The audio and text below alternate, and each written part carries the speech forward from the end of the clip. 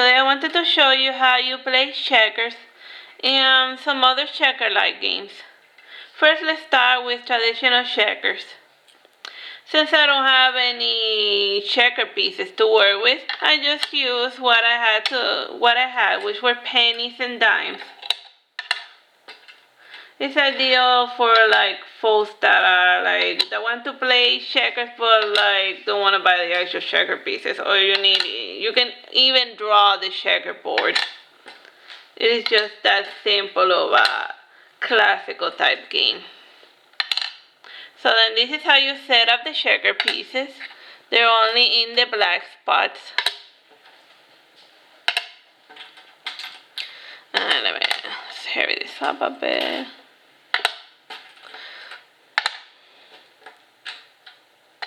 So each of the pieces have two spaces in between. So then, whoever wants to start first, moves one here. And then this one moves here.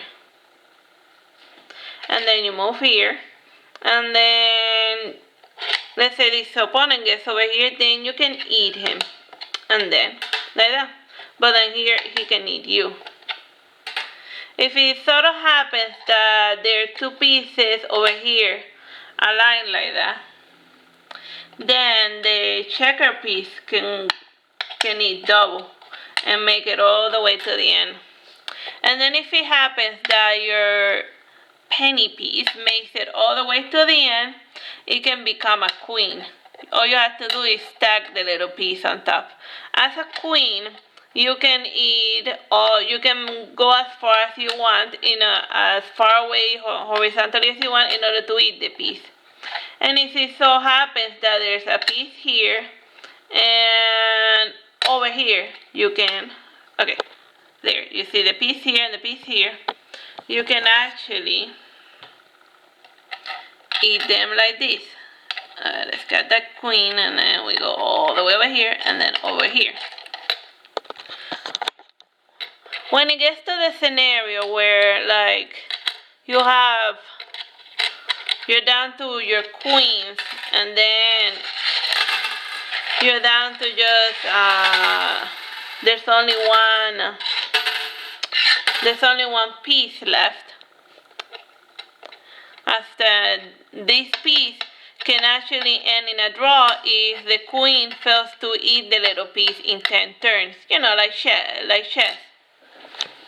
And then it will result in a draw, or you will both lose according to Pokemon Go.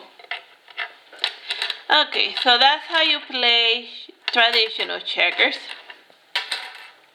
Another game that you can play with the checker pieces is Chinese checkers. Alright, so you put the board like this, and then you set up your little pieces.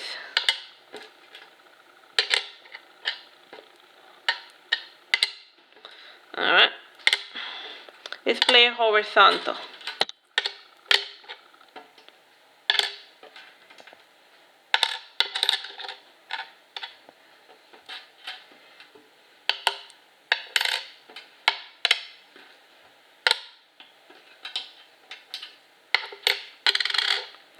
So then, it functions very similar to checkers. So then, it moves up one, see, everything's pretty normal, and then he goes, and then you go, and then you jump over it.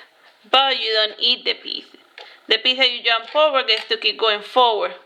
So basically, the entire point of the game is to get all of your little triangle pieces across, well, before your opponent gets to do the same thing. So as soon as all of the pennies align, make it all the way to the edge and form the formation and reform the original triangle formation, the first player that does that wins. So then when you're trying to get across one step at a time, you gotta be careful that you don't leave an opening for your opponent to reach the end before you do. So that's how you play Chinese checkers. It's technically an horizontal race to the end, just getting all of your pieces all the way to the edge, just one step at a time. Now for the last checker team game that I know. It's called cat and mouse. So then you start with 4 cats and 1 mouse. The mouse is always it's always 1 step away from the cats. So then the cats have about 10 turns in order to eat the little mouse. You eat the mouse the same way that you do the checkmate.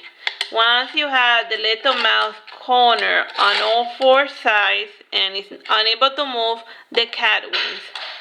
And if the mouse manages to not get eaten, the mouse wins. So then you go like that, and then cat, cat, cat, and cat. And then the mouse wins, and then you just try to box it out. But once 10 turn passes, you lose. So these are just some basic little board games you can play. If you have a nice chessboard, but you're bored playing chess, you can give a shot to these 3 different checker games. I hope you find this video amusing. Bye bye, and God bless.